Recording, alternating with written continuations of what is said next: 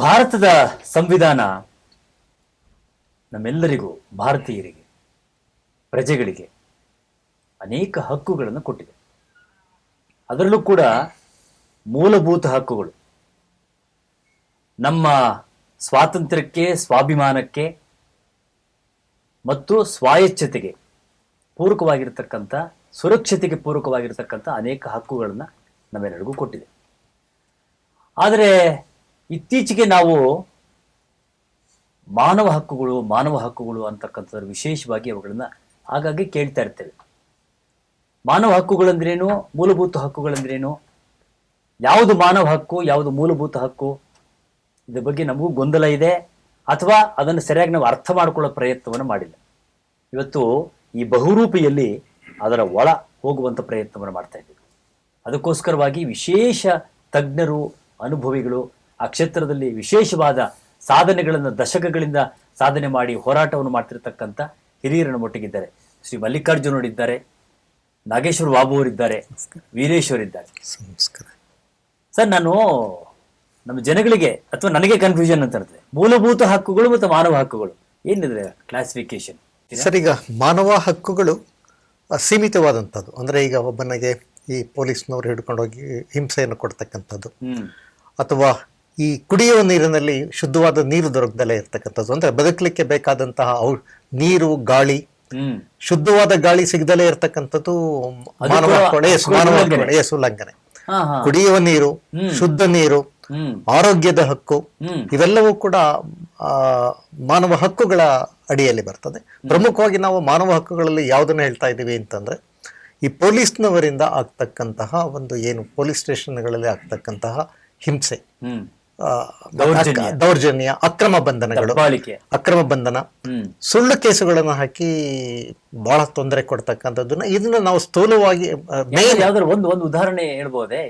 Sir, ಈಗ ಇದರಲ್ಲಿ police ಸ್ಟೇಷನ್ಗಳಲ್ಲಿ ಆಗ್ತಕ್ಕಂತಹ custodial death ಅಥವಾ ಬಂಧನದಲ್ಲಿ ಏನು ದೌರ್ಜನ್ಯ ಆಗ್ತಕ್ಕಂಥದ್ದು, ಅಕ್ರಮವಾಗಿ ಬಂಧನ ಮಾಡ್ತಕ್ಕಂಥ. ಇವತ್ತು ನಾವು ನೋಡ್ತಾ ಇದೀವಿ ಅಕ್ರಮ ಬಂಧನ ಅಂದ್ರೆ, ಈಗ ಯಾವುದೇ ವ್ಯಕ್ತಿಯನ್ನ ಪೊಲೀಸ್ನವರು ಬಂಧಿಸಬೇಕಾದ್ರೆ FIR ಆಗಿರ್ಬೇಕು, ಬಂಧನದ ನೋಟಿಸ್ ಅನ್ನು ಕೊಡಬೇಕು ಅವನಿಗೆ. ಇದು ಯಾವುದನ್ನು ಕೊಡದಲ್ಲ, FIR ಕೂಡ ಆಗಿರೋದಿಲ್ಲ, ಬಂಧನದ ನೋಟಿಸ್ ಕೂಡ ಕೊಡೋದಿಲ್ಲ.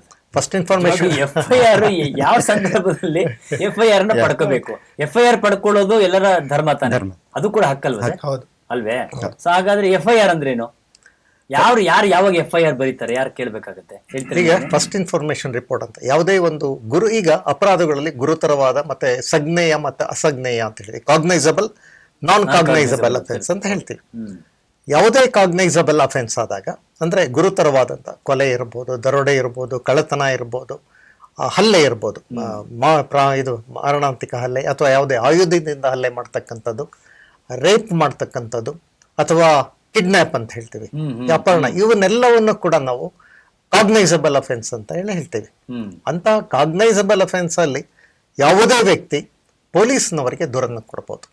ಅದರಲ್ಲಿ ನೊಂದ ವ್ಯಕ್ತಿನೇ ಕೊಡಬೇಕು ಅಂತಿಲ್ಲ, ನೊಂದ ವ್ಯಕ್ತಿಯ ಪರವಾಗಿ ಯಾರು ಬೇಕಾದ್ರೂ ಪೊಲೀಸ್ ಸ್ಟೇಷನ್ ಅಲ್ಲಿ ಯಾರು ಬೇಕಾದ್ರೂ, ಕಾಗ್ನೈಸಬಲ್ ಅಫೆನ್ಸ್ ಅಲ್ಲಿ ಯಾರಿಗೆ ತೊಂದರೆ ಆಗಿದೆ ಅವರೇ ಅಲ್ಲ, ಅವರ ಪರವಾಗಿ ಬೇರೆಯವರು ಕೂಡ ಅದನ್ನ ಒಂದು ದೂರನ್ನು ಕೊಡ್ತಕ್ಕಂಥದ್ದು ಇದೆ. ಆ ದೂರ ಬಂದ ತಕ್ಷಣ ಪೊಲೀಸ್ ಠಾಣೆಯಲ್ಲಿ ಅದನ್ನ ದಾಖಲೆ ಮಾಡಬೇಕು. ಅದನ್ನೇ ನಾವು ಫಸ್ಟ್ ಇನ್ಫಾರ್ಮೇಶನ್ ರಿಪೋರ್ಟ್ ಅಂತ ಹೇಳ್ತೀವಿ. ದಾಖಲಿಸಿ ಅದನ್ನ ಅದರ ಪ್ರತಿಯನ್ನು ಕೂಡ ದೂರುದಾರರಿಗೆ ಕೊಡಬೇಕು.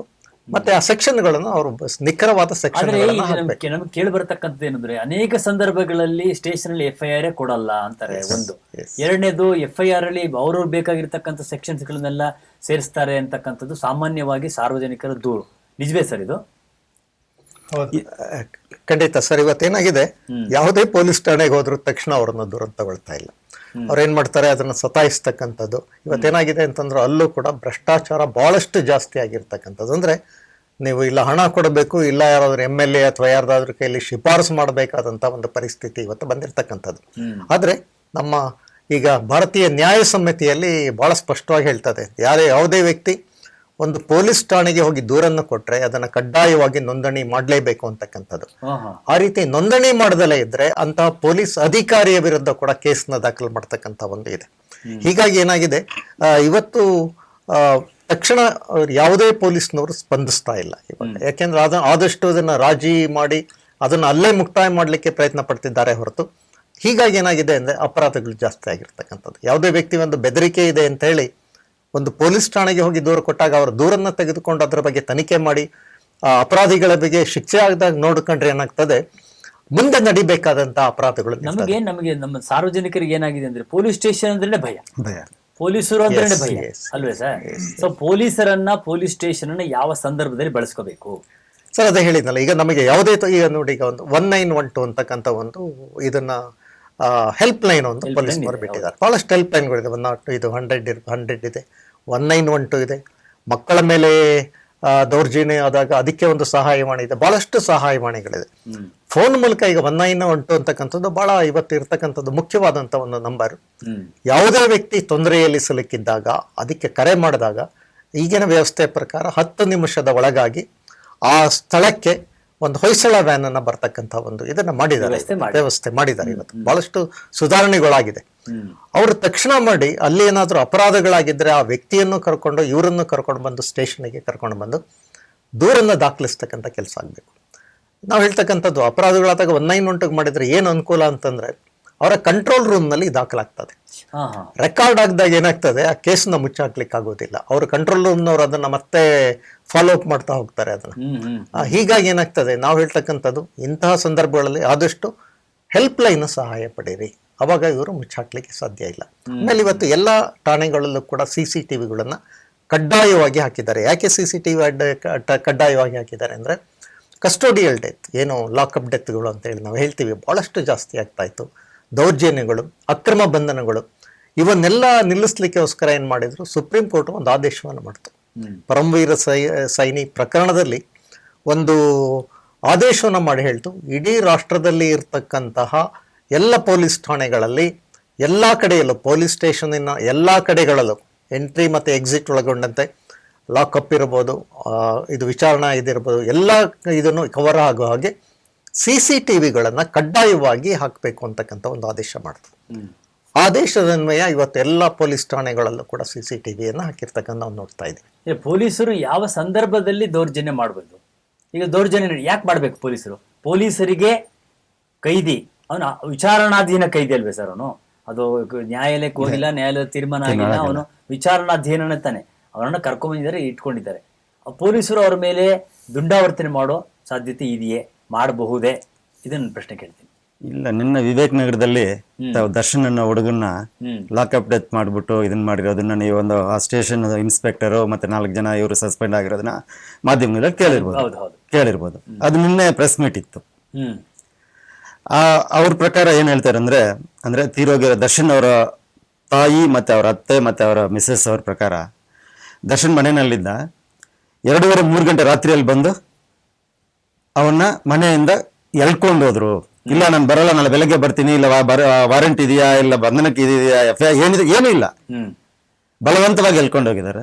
4 ದಿನ ಟಾರ್ಚರ್ ಮಾಡಿಸಿದ್ದಾರೆ ಇಲ್ಲಿ ಸ್ಟೇಷನ್ ನಲ್ಲಿ.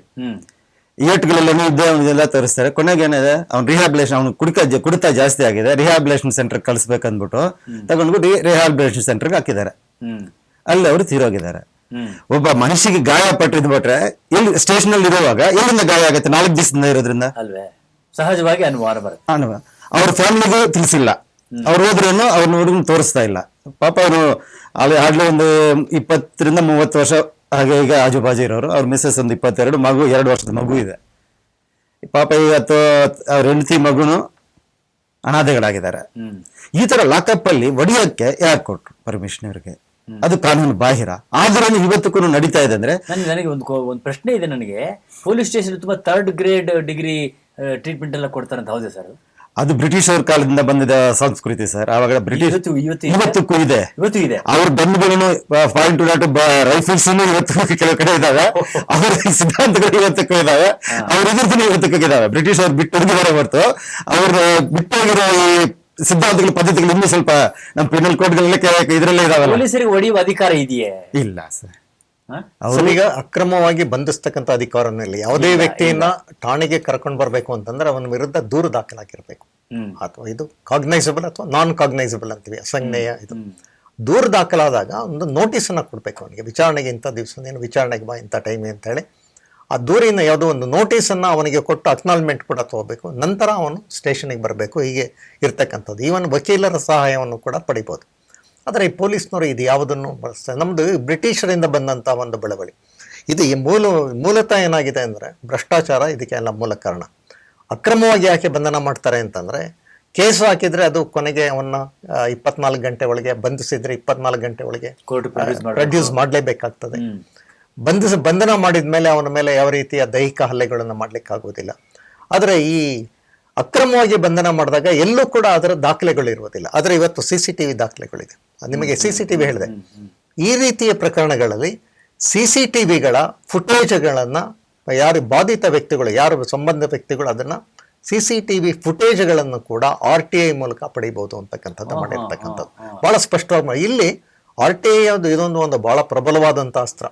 ಹೀಗೆ ಅಂದ್ರೆ ಪೊಲೀಸ್ ಠಾಣೆಗಳಲ್ಲಿ ಇರ್ತಕ್ಕಂತಹ ಯಾವುದೇ ಕಚೇರಿಯಲ್ಲಿ ಇರ್ತಕ್ಕಂತಹ ಯಾವುದೇ CCTVಗಳ ಫುಟೇಜ್ಗಳನ್ನ RTI ಮೂಲಕ ಪಡಿಬಹುದು ಅಂತ. RTI ದುರ್ಬಳಕೆ ಸರ್ ದುರ್ಬಳಕೆ ಬಹಳ ಇಲ್ಲ ಸರ್, ಅದು ಸುಳ್ಳು. ನಮ್ಮ ಸುಮ್ಮನೆ ಹೇಳ್ತಾ ಇದ್ದಾರೆ ಹೊರತು. ಯಾಕೆ ಅಂತಂದ್ರೆ ಇವತ್ತು ಬಹಳಷ್ಟು ನಾವು ನೋಡ್ತಾ ಇರ್ತಕ್ಕಂಥದ್ದು ಹಗರಣಗಳು ಏನಿದೆ ನಮ್ಮಲ್ಲಿ, ಯಾವುದೇ ಹಗರಣಗಳು ತಗೊಳ್ಳಿ, ಎಲ್ಲ ಬೆಳಕಿಗೆ. ಈಗ ನಮ್ಮಲ್ಲಿ ಇದ್ರದ್ದು ಗಣಿ ಹಗರಣ ಬಂತು. ನಮ್ಮ ಬಹಳ ಹಿರಿಯ ಕಾರ್ಯಕರ್ತನಂತ SR ಹಿರೇಮಠರವರು ಹೋರಾಟ ಮಾಡಿ ಮಾಹಿತಿ ಹಕ್ಕಿನಲ್ಲಿ ಬಹಳಷ್ಟು ಮಾಹಿತಿಯನ್ನ ಕಲೆ ಹಾಕಿ ಕೊನೆಗೆ ಜನಾರ್ದನ ರೆಡ್ಡಿ ಅವರನ್ನ ಜೈಲಿಗೆ ಕಳಿಸುವವರೆಗೂ ಬಿಡ್ಲೇ ಇಲ್ಲ. ಅಂದ್ರೆ ಹೀಗಾಗಿ ಏನಾಗಿದೆ, ಈ ಬಾಧಿತ ಈ ತರದ ವ್ಯಕ್ತಿಗಳು ಏನ್ ಮಾಡಿದ್ದಾರೆ, ಗುಲ್ಲೆಬ್ಬಿಸ್ತಾ ಇದ್ದಾರೆ. ಇಲ್ಲ RTI ದುರುಪಯೋಗ ಆಗ್ತಾ ಇದೆ ಅಂತಕ್ಕಂಥದ್ದು ಬಹಳಷ್ಟು ಜನಗಳು. ಖಂಡಿತ ದುರುಪಯೋಗ ಆಗ್ತಾ ಇಲ್ಲ ಸರ್. RTI ಅಂದ್ರೆ ಏನು ಅಂದ್ರೆ ಸತ್ಯದ ಅನ್ವೇಷಣೆ ಅಂತ ಹೇಳಿ ನಾವು ಹೇಳ್ತೀವಿ. ಏನು ನಿಮ್ಮಲ್ಲಿ ದಾಖಲೆ ಏನಿದೆ, ದಾಖಲೆಗಳನ್ನ ಕೇಳ್ತಾ ಇದ್ದೀವಿ ನಾವು. ದಾಖಲೆಗಳನ್ನ ಕೇಳುವುದು ಹೇಗೆ ಅದು ದುರ್ಬಳಕೆ ಆಗ್ತದೆ. ಒಂದೇ ಒಂದು ಉದಾಹರಣೆ ನನಗೆ ಬಂದಿರತಕ್ಕಂಥ ಅನುಭವದಲ್ಲಿ ಏನ್ ಹೇಳ್ಬೇಕು ಅಂತಂದ್ರೆ, ಈ RTI ಕಾರ್ಯಕರ್ತರು ಅಂತ ಎಲ್ಲರೂ ಅಲ್ಲ, ಎಲ್ಲರ ಬಗ್ಗೆ ಮಾತಾಡ್ತಿಲ್ಲ. ಕೆಲವು ಕಾರ್ಯಕರ್ತರು ಇದನ್ನೇ ಒಂದು ದಂಧೆಯಾಗಿಟ್ಕೊಂಡು ಕಚೇರಿಗಳಿಗೆ ಹೋಗಿ ಅವ್ರಿಗೆ ಹೆದರಿಸಿ ಬೆದರಿಸಿ ವಸೂಲಿ ಮಾಡತಕ್ಕಂಥದ್ದು ಕೂಡ ನಡೀತಾ ಇದೆ. ನಿಜ ಅಲ್ವಾ ಸರ್? ನಡೀತಾ ಇದೆ ಅಂತ ಮಾಹಿತಿಗಳಿದೆ. ಬಟ್ ಅದನ್ನ ಮಾಡ್ತಾ ನಮ್ಮ ಇದ್ರ ಪ್ರಕಾರ ನಾವು ಬಹಳಷ್ಟು ಸಾರ ಈ ಇವ್ರನ್ನ ಕೇಳಿದೀವಿ, ಮಾಹಿತಿ ಆಯುಕ್ತರುಗಳನ್ನ, ನೀವು ಎಲ್ಲ ಆನ್ಲೈನ್ ಮಾಡಿ. ಫಸ್ಟ್ ಅಪೀಲ್ ಹಾಕಿದ ತಕ್ಷಣ ಅದು ಆನ್ಲೈನ್ ಅಲ್ಲಿ ನಿಮ್ಗೆ ಆಫೀಸ್ ಬರಬೇಕು. ಸೆಕೆಂಡ್ ಅಪೀಲ್ ಅವ್ನಿಗೆ ಸರಿಯಾದ ಡಾಕ್ಯುಮೆಂಟ್ಸ್ ಏನ್ ಕೊಡ್ತಾರೆ ಅನ್ನೋದನ್ನು ನಿಮ್ ದೃಷ್ಟಿಗೆ ಬರಬೇಕು. ಸೆಕೆಂಡ್ ಅಪೀಲ್ ಅಲ್ಲಿ ಕೊಟ್ಟಿಲ್ಲ ಆದ್ರೆ ನಿಮಗೆ ಬರುತ್ತೆ. ಈಗ RTI ಬಗ್ಗೆ ಹೇಳಿ ಸರ್. RTI ಹೇಗ್ ಮಾಡ್ಬೋದು ನಾವು? ಈಗ ನಾನೊಂದು RTI ಹಾಕ್ಬೇಕು ಅಂತಂದ್ರೆ ಏನಾದ್ರು ಪ್ರೊಸೀಜರ್ ಹೇಗೆ ಶುರು ಮಾಡ್ಬೇಕು ನಾನು? ಸರ್, ಈಗ RTI ಮಾಹಿತಿ ಹಕ್ಕು ಬಹಳ ಸರಳವಾದಂಥ ಕಾನೂನು. 2005ರಲ್ಲಿ ಜಾರಿಗೆ ಬಂದಂಥ ಕಾನೂನು. ಇದರಲ್ಲಿ ನಮಗೆ 5 ಪ್ರಮುಖವಾದಂಥ ಹಕ್ಕನ್ನ ಮಾಹಿತಿ ಹಕ್ಕು ನೀಡಿದೆ. 5 ಹಕ್ಕುಗಳ 5 ಹಕ್ಕು. ಒಂದು, ಯಾವುದೇ ಕಚೇರಿನಲ್ಲಿ ಇರ್ತಕ್ಕಂತಹ ಇದು ದಾಖಲೆಗಳಿರ್ತದಲ್ಲ, ಫೈಲ್ಗಳಲ್ಲಿ ಇರ್ತಕ್ಕಂಥ ದಾಖಲೆಗಳ ದೃಢೀಕೃತ ಪ್ರತಿಯನ್ನ ಪಡಿಬಹುದು. ಇದು ಬರೀ ಸರ್ಕಾರಕ್ಕೆ ಮಾತ್ರ, ಸರ್ಕಾರ ಖಾಸಗಿದಿಲ್ಲ. ಇಲ್ಲ, ಖಾಸಗಿ ಅಂದ್ರೆ ಇಲ್ಲಿ ಏನ್ ಹೇಳ್ತೀವಿ, ಸಾರ್ವಜನಿಕ ಪ್ರಾಧಿಕಾರ ಅಂತ ಹೇಳ್ತೀವಿ. ಸರ್ಕಾರಿ ಕಚೇರಿಗಳು, ಸರ್ಕಾರದಿಂದ ಅನುದಾನ ಪಡಿತಕ್ಕಂತ ಸಂಸ್ಥೆಗಳಿಂದ ಕೂಡ ನಾವು ಮಾಹಿತಿಯನ್ನ ಪಡಿಬಹುದು. ಈಗ ಫಾರ್ ಎಕ್ಸಾಂಪಲ್, ಈಗ ಗಾಲ್ಫ್ ಕ್ಲಬ್ ಅವರಿಗೆಲ್ಲ ಬಹಳ ಕಡಿಮೆ ದರದಲ್ಲಿ ಭೂಮಿಯನ್ನ ಕೊಟ್ಟಿದ್ದೀರಾ, ಪಬ್ಲಿಕ್ ಅಥಾರಿಟಿ ಅಂತ ಮಾಡಿದ್ದಾರೆ. ಕ್ರಿಕೆಟ್ ಅಸೋಸಿಯೇಷನ್, ICCI ಯಾವುದು ಇಂಡಿಯನ್ ಕ್ರಿಕೆಟ್ ಕಂಟ್ರೋಲ್ ಬೋರ್ಡ್, ಅದನ್ನು ಕೂಡ ಸುಪ್ರೀಂ ಕೋರ್ಟ್ ಆದೇಶ ಮಾಡಿ ನೀವು RTI ವ್ಯಾಪ್ತಿಗೆ ಬರ್ತೀರಾ, RTI ಕೊಡಬೇಕು ಅಂತೇಳಿ. ಹೀಗೆ ಸರ್ಕಾರಿ ಕಚೇರಿಗಳಲ್ಲೇ ಹೀಗೆ ಅನುದಾನಿತ ಸಂಸ್ಥೆಗಳಿಂದನೂ ಕೂಡ ಮಾಹಿತಿಯನ್ನು ಪಡಿಬಂತು. ಇದನ್ನು ನಾವು ಸಾರ್ವಜನಿಕ ಪ್ರಾಧಿಕಾರ. ಈವನ್ ಒಂದು ಗ್ರಾಮ ಪಂಚಾಯಿತಿಯಿಂದ ಹಿಡಿದು ರಾಷ್ಟ್ರಪತಿ ಭವನದವರೆಗೂ ಕೂಡ ನೀವು ಅರ್ಜಿಗಳನ್ನು ಹಾಕ್ಬೋದು, ಇನ್ಕ್ಲೂಡಿಂಗ್ ರಾಷ್ಟ್ರಪತಿ ಭವನ. ಅಂದ್ರೆ ಈ ಕಾನೂನು ಈ ದೇಶದ ಪ್ರಜೆಗೆ ಅಂತಹ ಒಂದು ಸಾರ್ವಭೌಮ ಅಧಿಕಾರವನ್ನು ಕೊಟ್ಟಿರ್ತಕ್ಕಂಥದ್ದು. ಬಹಳ ಜನಕ್ಕೆ ಏನಾಗಿದೆ ಅಂದ್ರೆ, ಬರೀ ಮಾಹಿತಿ ಹಕ್ಕು ಅಂತಂದ್ರೆ ಏನೋ ಹಾಕ್ತಾರೆ, ಅಪ್ಲಿಕೇಶನ್ ಹಾಕ್ತಾರೆ, ಯಾರನ್ನೋ ಹೆದರಿಸ್ತಾರೆ, ದುಡ್ಡು ಮಾಡ್ತಾ ಇದ್ದಾರೆ ಅಂತಕ್ಕಂಥದ್ದು ಒಂದು ತಲೆಯಲ್ಲಿ ಬಂದಿದೆ. ಖಂಡಿತ ಇದು ಈ ದೇಶದ ಜನಕ್ಕೆ ನಿಜವಾದ ಪ್ರಜೆಗಳಿಗೆ ನಿಜವಾದ ಪ್ರಭುತ್ವವನ್ನು ಕೊಟ್ಟಂತ ಕಾನೂನು. ತಮಗೆ ಹೇಳಿದೆ, ನೀವು ಯಾವುದೇ ಕಚೇರಿಯಲ್ಲಿರ್ತಕ್ಕಂಥ ಯಾವುದೇ ದಾಖಲೆಗಳನ್ನು ಪಡಿಬೋದು. ಫಾರ್ ಎಕ್ಸಾಂಪಲ್ ಪೊಲೀಸ್ ಸ್ಟೇಷನಲ್ಲಿ ನೀವು ಅಲ್ಲಿ ಅವರಲ್ಲಿರ್ತಕ್ಕಂಥ FIR ಕಾಪಿಯನ್ನು ನಾವು ಪಡಿಬೋದು, ಬೇಕಾದ್ರೆ ಸರ್ಟಿಫೈಡ್ ಕಾಪಿ ಬರೋದು. ಚಾರ್ಜ್ ಶೀಟ್ ಹಾಕಿದ ನಂತರ ಆ ಕೇಸ್ನಲ್ಲಿ ಇರ್ತಕ್ಕಂಥ ಫೈಲ್ನಲ್ಲಿ ಇರ್ತಕ್ಕಂಥ ಎಲ್ಲ ದಾಖಲೆಗಳನ್ನ ಸರ್ಟಿಫೈಡ್ ಕಾಪಿಯಲ್ಲಿ ಪಡಿಬೋದು. ಇದು ಇರ್ತಕ್ಕಂಥದ್ದು, ಇದು ಮೊದಲನೇ ಅಧಿಕಾರ. ಅಂದ್ರೆ ಪ್ರೊಸೀಜರ್ ಏನಿದಕ್ಕೆ? ಪ್ರೊಸೀಜರ್ ಬಹಳ ಒಂದು ಅರ್ಜಿ ಇದೆ ಸರ್, ನಮ್ಮನೆ ಬಹಳ ಒಂದು ಸರಳವಾದಂತ ಅರ್ಜಿ. ಅದನ್ನ ಸೆಕ್ಷನ್ 6 ಅಲ್ಲಿ ಹೇಳ್ತೀವಿ. ಈಗ ಪೊಲೀಸ್ ಸ್ಟೇಷನ್ ಅಂತಂದ್ರೆ ಪೊಲೀಸ್ ಸ್ಟೇಷನ್ ಒಂದು ಪ್ಲೈನ್ ಪೇಪರ್ ಅಲ್ಲಿ ನೀವು ಬರೀರಿ. ಅಲ್ಲಿ ಸಾರ್ವಜನಿಕ ಮಾಹಿತಿ ಅಧಿಕಾರಿ ಸಬ್ ಇನ್ಸ್ಪೆಕ್ಟರ್ ಇರ್ತಾರೆ. ಸಬ್ ಇನ್ಸ್ಪೆಕ್ಟರ್ಗೆ ಒಂದು ಅರ್ಜಿಯನ್ನು ಕೊಡ್ತಕ್ಕಂಥದ್ದು ಮಾಹಿತಿ ಹಕ್ಕಿನಲ್ಲಿ ಸಲ್ಲಿಸಿದ ಅರ್ಜಿ ಅಂತ ಹೇಳಿ ಒಂದು ಹೆಡ್ಲೈನ್ ಸಲ್ಲಿಸಿದ ಅರ್ಜಿ ಅಂತ ಬರೀಬೇಕು. ನಿಮ್ಮದು ಹೆಸರು ಮತ್ತು ವಿಳಾಸ ಕೊಡಬೇಕು. ನಿಮಗೆ ನಿಮ್ಮ ಹೆಸರು ವಿಳಾಸ ಕೊಡ್ಲಿಕ್ಕೆ ನಿಮಗೆ ಹೆದರಿಕೆ ಇದ್ರೆ ಅಥವಾ ನಿಮಗೆ ಏನಾದರೂ ತೊಂದರೆ ಆಗುತ್ತೆ ಅಂತಿದ್ರೆ ಪೋಸ್ಟ್ ಬಾಕ್ಸ್ ಮೂಲಕ ನೀವು ಪಡಿಬೋದು. ಅಥವಾ ಆನ್ಲೈನಲ್ಲೂ ಕೂಡ ಹಾಕ್ಬೋದು. ಆನ್ಲೈನಲ್ಲಿ ಹಾಕಿದ್ರೆ ನೀವು ಯಾವ ಅಡ್ರೆಸ್ ಕೊಡೋ ನೆಸಿಟಿ ಇಲ್ಲ, ಎಕ್ಸೆಪ್ಟ್ ಇಮೇಲ್ ID ಕೊಟ್ಟರೆ ಸಾಕು ನಿಮಗೆ. ಇದು ಆಮೇಲೆ ಏನು ಮಾಹಿತಿ ಬೇಕು ಅದನ್ನು ಸ್ಪಷ್ಟವಾಗಿ ಬರೀಬೇಕು. ಇವತ್ತು ಬಹಳಷ್ಟು ಜನ ಕೇಳ್ತಾ ಇರ್ತಕ್ಕಂಥದ್ದು ಕಾಮಗಾರಿಗಳಿಗೆ ಬಗ್ಗೆ ಸಂಬಂಧಿಸಿದ ತಾವು ನೋಡ್ತಾ ಇದ್ದೀರಾ. ಬೆಂಗಳೂರು ನಗರದಲ್ಲೇ ಹೋದ ವರ್ಷ ಇದರಲ್ಲಿ ಹೆಚ್ಚು ಕಮ್ಮಿ BBMPಯಲ್ಲಿ 20,000 ಕೋಟಿ ರೂಪಾಯಿ ಹಗರಣ ಆಗಿರ್ತಕ್ಕಂಥದ್ದು. 20,000 ಕೋಟಿ ಹಗರಣದ ತನಿಖೆ BJP ಅವಧಿಯಲ್ಲಾಗಿದ್ದ. ಈಗ ಇವರು ಕಾಂಗ್ರೆಸ್ ಗವರ್ಮೆಂಟ್ ಬಂದ ಮೇಲೆ ಜಸ್ಟಿಸ್ ನಾಗಮೋಹನ್ ದಾಸ್ ಅವರ ನೇತೃತ್ವದಲ್ಲಿ ಒಂದು ಇದನ್ನ ಕಮಿಟಿಯನ್ನು ಮಾಡಿದ್ರು. ಕಮಿಟಿಯನ್ನು ಮಾಡಿ ಅವರು ವರದಿಯನ್ನು ಕೊಟ್ಟರು. ಆಗಿರ್ತಕ್ಕಂಥದ್ದು ನಿಜ, ಇವರೆಲ್ಲರ ಮೇಲೆ ಕ್ರಮ ಆಗಬೇಕು ಅಂತಕ್ಕಂಥ ವರದಿಯನ್ನು ಕೊಟ್ಟರು. ಅಂದ್ರೆ ಮಾಹಿತಿ ಹಕ್ಕಿನಲ್ಲೂ ಕೂಡ ನಾವು ಕೂಡ ಬಹಳಷ್ಟು ತೆಗೆದಿದ್ವಿ. ರಾಜರಾಜೇಶ್ವರಿ ನಗರದಲ್ಲಿ ಆದಂತಹ 400 ಕೋಟಿ ಹಗರಣದ ಬಗ್ಗೆ ಮಾಹಿತಿಗಳನ್ನ ಪಡೆದು ಲೋಕಾಯುಕ್ತಕ್ಕೂ ಕೂಡ ದೂರನ್ನು ಸಲ್ಲಿಸಿದ್ರು. ಹೀಗಾಗಿ ಏನಾಗಿದೆ, ಇವತ್ತು ರಾಜಕಾರಣಿಗಳಿಗೆ ಅಥವಾ ಭ್ರಷ್ಟರಿಗೆ ಯಾಕೆ ಸಿಂಹ ಸ್ವಪ್ನ ಆಗಿದೆ ಅಂತಂದ್ರೆ ಅವ್ರು ಮಾಡಿದ ಅಕ್ರಮಗಳು ಆಚೆ ಬರ್ತಾ ಇದೆ, ಲೋಕಾಯುಕ್ತದಲ್ಲಿ ಕೇಸುಗಳು ದಾಖಲಾಗ್ತಾ ಇದೆ, ಕೋರ್ಟುಗಳಲ್ಲಿ ಕೇಸ್ ದಾಖಲಾಗ್ತಾ ಇದೆ, ಶಿಕ್ಷೆ ಆಗ್ತಾ ಇದೆ. ಹೀಗಾಗಿ ಏನಾಗಿದೆ ಅಂತಂದ್ರೆ ಅಧಿಕಾರಿಗಳಲ್ಲಿ ಭ್ರಷ್ಟರಲ್ಲಿ ನಡುಕ ಉಂಟಾಗಿರ್ತಕ್ಕಂಥದ್ದು ಇದು. ಹೀಗಾಗಿ ಏನಾಗ್ತಾ ಇದೆ, ಅವರು ಬಗ್ಗೆ ಹೇಳಿದೆ. ಇನ್ನು 4 ಅಂಶಗಳು, ಇನ್ನು 4 ಹೇಳಿಲ್ಲ. ಒಂದು ದೃಢೀಕೃತ ಪ್ರತಿ ಪಡಿತಕ್ಕಂಥದ್ದು. ಎರಡನೆಯದು ಇದನ್ನ ಕಡತಗಳನ್ನ ನಾವು ಪರಿವೀಕ್ಷಣೆ ಮಾಡ್ತಕ್ಕಂಥದ್ದು, ಇನ್ಸ್ಪೆಕ್ಷನ್. ಯಾವ್ದಾದ್ರು ನೀವೊಂದು ಅಲ್ಲಿ ಇರ್ತಕ್ಕಂಥ ಕಡತವನ್ನ ನೀವು ಅರ್ಜಿಯನ್ನು ಹಾಕಿ ಇನ್ಸ್ಪೆಕ್ಷನ್ ಮಾಡ್ತಕ್ಕಂಥ ಅಧಿಕಾರವನ್ನು ಕೊಟ್ಟಿದೆ ಸಾರ್ವಜನಿಕರಿಗೆ. ಇದು ಎರಡನೇ ಅಧಿಕಾರ. ಮೂರನೇದು, ಇಲ್ಲಿ ಕಾಮಗಾರಿ ನಡೆದಿದೆ ಅಂತ ಇಟ್ಕೊಳ್ಳಿ. ಆ ಕಾಮಗಾರಿಯನ್ನ ಬೇಕಾದ್ರೆ ನಾನು ವೀಕ್ಷಣೆ ಮಾಡಬೇಕು ಅಂದ್ರೆ ಇನ್ಸ್ಪೆಕ್ಷನ್ ಮಾಡಬೇಕು ಅಂತ ಅರ್ಜಿ ಹಾಕಿದ್ರೆ ಸಂಬಂಧಿಸಿದ ಅಧಿಕಾರಿ ಕರ್ಕೊಂಡೋಗಿ ನಮಗೆ ತೋರಿಸ್ಬೇಕು ಕಾಮಗಾರಿ ಆಗಿದೆಯೋ ಇಲ್ವೋ, ಏನಾಗಿದೆ ಅಂತಕ್ಕಂಥದ್ದು. ಇದು ಮೂರನೇ ಅಧಿಕಾರ, ಇನ್ಸ್ಪೆಕ್ಷನ್ ಅಂತ ವರ್ಕ್. ಇಲ್ಲ ಬಳಸ್ತಾ ಇದ್ದಾರೆ ಬಹಳ ಬಳಸ್ತಾ ಇದ್ದಾರೆ. ನಾಲ್ಕನೇದು, ಈಗ ಇಲ್ಲಿ ಕಾಮಗಾರಿ ಮಾಡಿದ್ದಾರೆ, ಇಲ್ಲಿ ಇವಾಗ ಏನಾಗಿದೆ, ಈಗ ರೋಡ್ ಮಾಡಿದ್ದಾರೆ, ಟಾರ್ ಹಾಕಿದ್ದಾರೆ ಅಥವಾ ಕಾಂಕ್ರೀಟ್ ರೋಡ್ ಮಾಡಿದ್ದಾರೆ ಅಂತ ಇಟ್ಕೊಳ್ಳಿ. ಗುಣಮಟ್ಟ ಸರಿ ಇರೋದಿಲ್ಲ. ಅವಾಗ ನಾವು ಅಲ್ಲಿ ಗುಣಮಟ್ಟದ ನೀವು ಸರಿ ಅದಕ್ಕೆ ಉಪಯೋಗಿಸಿರ್ತಕ್ಕಂತಹ ಮಾದರಿಗಳನ್ನ ಪಡಿತಕ್ಕಂತ ಹಕ್ಕು. ಒಂದು ಜಾಗದಲ್ಲಿ ಬೇಕಾದ್ರೆ ಅದನ್ನ ಕೋರ್ ಕಟ್ಟಿಂಗ್ ಮೆಷಿನ್ ಅಂತಿದೆ, ಕೋರ್ ಕಟ್ ಮಾಡಿ ಅದನ್ನ ತೆಗೆದು ಕೊಡ್ತಾರೆ ಅದನ್ನ.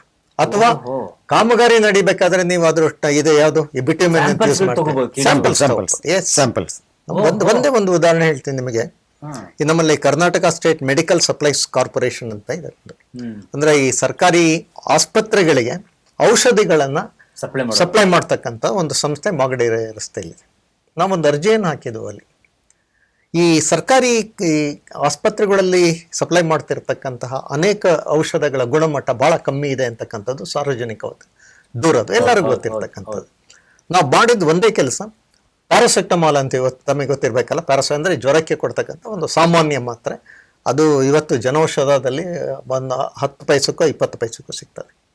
ಅದರ ಒಂದು ಮಾದರಿಯನ್ನು ಕೇಳಿದ್ವಿ ನಾವು, ಕರ್ನಾಟಕ ಸ್ಟೇಟ್ ಇದರಲ್ಲೇ ಕೇಳಿದ್ವಿ. ಟುಕಿಟ್ ಸೀಲ್ಡ್ ಕವರ್ನಲ್ಲಿ ಕೊಟ್ಟರೆ ಮಾದರಿಯನ್ನು.